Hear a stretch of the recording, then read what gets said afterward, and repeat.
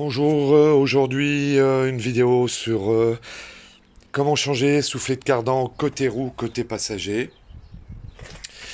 Je sais pas si vous verrez, il est... cherchez ma lampe. Il est ouvert, comme on peut voir.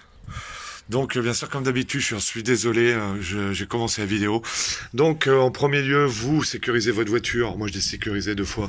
Je fais la boîte de vitesse en même temps. Je fais 2 vidéos en une, donc moi j'avais déjà soulevé là-bas, mais vous n'êtes pas obligé. Donc vous soulevez votre voiture par le point d'ancrage sur l'Opel Corsa C, vous savez, vous avez le petit truc en plastique où vous, normalement, pardon, j'aurais peut-être pas dû faire voir la cigarette. Vous avez le point d'ancrage pour mettre le cri. Donc moi je me prends juste derrière, vous verrez, il y a un petit truc de ferraille juste derrière. Ensuite, vous le posez, moi regardez, j'ai posé sur le berceau. Voilà, vous avez un rond, là j'ai posé sur le berceau. Vous reposez votre cri sur la chandelle et vous remontez un tout petit peu votre cri pour qu'il soit en appui dessus. Ensuite, j'ai défait la roue. C'est 4 écrous de 17. Ensuite, j'ai fait sauter la goupille. Tournevis, marteau. Doucement, vous le sortez et après vous finissez avec la pince. Là maintenant, j'ai enlevé l'écrou central. Je vous dirai quand c'est du combien. Combien c'est. Douille de 30. Tournevis. Vous le mettez dans la ventilation du disque, entre les deux. Je sais, il faut pas prendre de cliquet, mais j'ai que ça. Donc, et ça fait au moins 8 ans que je fais comme ça, il marche toujours aussi bien. Alors, voilà. Donc ça, avec la barre, vous desserrez. Je vous explique ce que j'ai fait. J'ai desserré la biellette stabilisatrice, ici. J'ai défait mes 2 boulons de la tête d'amortisseur. De l'amortisseur, et maintenant je vais essayer de le bouger et de ressortir la tête. Si je peux pas y arriver, je serai obligé d'enlever la biellette de direction. Ah oui, alors 19, 18, et là c'est du 17 je crois. 17 ou 19. Enfin, 17 ou 19, je ne sais plus. Enfin, c'est des clés traditionnelles, il n'y a pas de problème. Donc là, je vais essayer, en poussant, je vais essayer de le dégrafer. Bon, je pourrais peut-être le sortir comme ça, peut-être, je dis bien. Mais pour le remettre, ça sera aussi galère. Donc, j'enlève la vis du triangle. Donc, c'est du 16 de chaque côté, un boulon, une tige filetée. Donc, c'est du 16. Donc, j'enlève ce boulon pour déclipser le triangle. Comme ça, j'aurai plus de manœuvre comme ça, là, pour sortir plus facilement. Bon, je vous montre, j'ai réussi à sortir comme ça. Normalement, il faut prendre une barre, se mettre dessous pour appuyer sur le triangle pour pouvoir le désolidariser. Mais là, j'ai pris simplement le marteau. Là. J'ai tapé là. Et il est sorti tout seul. Il sort beaucoup mieux que sur les Peugeot 206. Il s'est déboîté directement.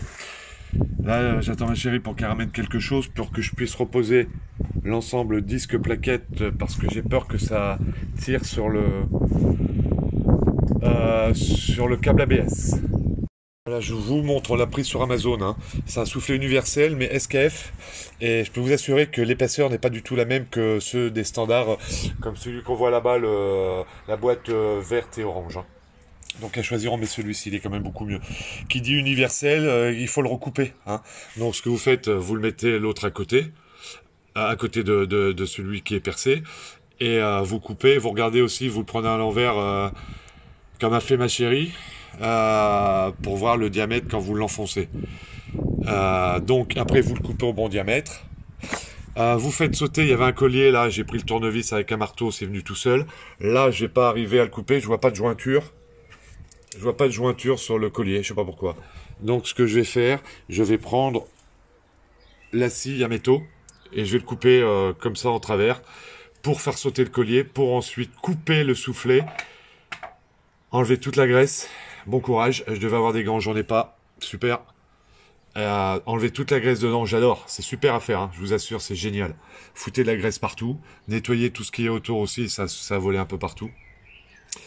Une fois qu'on a enlevé le soufflet, la graisse dedans, il va falloir enlever la tête de cardan. Donc voilà, bah là c'est parti. Bon, j'ai enlevé le serflex derrière, vous avez compris, hein. J'ai pris le cutter pour couper en long le soufflet. Je l'ai mis à la poubelle, il est là-dedans, là. J'aurais voulu faire voir comme j'ai coupé, mais enfin bon, vous prenez le cutter, vous le coupez en longueur. Après, vous prenez un chiffon, vous enlevez toute la graisse qui est dedans, hein, sur le cardan et à l'intérieur. Et après, normalement, il y a un petit clip là. Mais nous, je crois qu'une fois, on avait fait sauter simplement avec un coup de marteau sec. Mais je vais quand même regarder s'il y a un petit clip dedans. Désolé, dans notre élan, on n'a pas filmé. Je vais vous expliquer sur la revue technique, ça sera plus simple. Donc, une fois que vous avez enlevé le soufflet, vous verrez, vous tournez votre cardan, au bout d'un moment, vous allez voir ce petit clip là. Donc, ils disent bien, il faut, ils disent, nettoyer articulation de retenue soit accessible. Alors voilà, nous on a pris deux tournevis, enfin un tournevis large, on l'a mis entre les deux pour que ça écarte de chaque côté, vous voyez, ou alors vous prenez deux petites pinces, enfin c'est pas évident, il vaut mieux mettre un tournevis entre les deux, vous le tournez d'un quart de tour pour que ça écarte un peu, mais ça se fait super bien franchement. Et quand il est écarté, il vaut mieux le faire à deux, hein. Par-dessous, moi j'ai pris une cale en bois et le marteau, j'ai foutu juste un petit coup de marteau avec la cale dessus, et bon, il est venu direct. Ensuite, on a mis le soufflet, je vais vous le faire voir, et pour le remettre, le clip était resté dedans la rainure, mais de la noix, hein, il était resté dedans. Je l'ai mis, j'ai tapoté doucement pour que la barre du cardan s'enfonce bien dans la boîte. Une fois que j'ai embuté dans la boîte, j'ai mis un tout petit coup de marteau sec, et clip, il s'est reclipsé directement. Super, ça s'est super bien passé, c'est super bien. Je vous le mets quand même là si vous voulez lire exactement. Voilà. Donc ensuite, on a mis le soufflet, hein, bien sûr, la petite section au bout.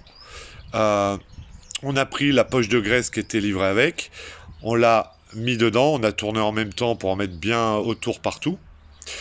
Et après, on a mis ce collier là. Et si vous n'en avez pas dedans, si c'est des colliers traditionnels, les autres, je vous les montrerai après. Je vous conseille pas trop ceux-là, là, avec l'écran. Et ça, au bout, c'est vraiment le top. Nous, on l'a pris où on habite à côté Carter Cash. Donc, c'est cette référence-là à Carter Cash. Donc, après, on a pris la pince Monseigneur. Et puis, on l'a mis dessus et on l'a pincé. Faites bien attention que ça soit bien dans l'écran, bien appuyé. Après, on a repris une petite rallonge avec le marteau pour bien appuyer dessus, pour être sûr que ça soit bien dans l'écran. Et je peux vous assurer que ça ne bouge plus. On va faire pareil pour le petit collier aussi à l'arrière. Avant, ce qu'on va faire, on va essayer de passer la graisse avec les mains. On va appuyer dessus pour bien repasser la graisse devant. Et après, on va mettre le collier derrière. Voilà. Désolé, on a été pris dans notre élan, on n'a pas filmé. On préfère mettre les autres colliers que ceux-là. Parce que là, je pense qu'il faut une pince exprès pour arriver à serrer. Sinon, c'est la galère, ça serre pas super bien. Ils sont pas très épais en plus.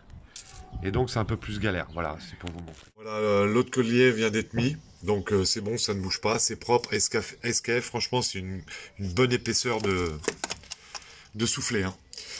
C'est propre. Ça n'a pas tendance à s'aspirer. Vous voyez, à rentrer dedans. C'est hyper nickel.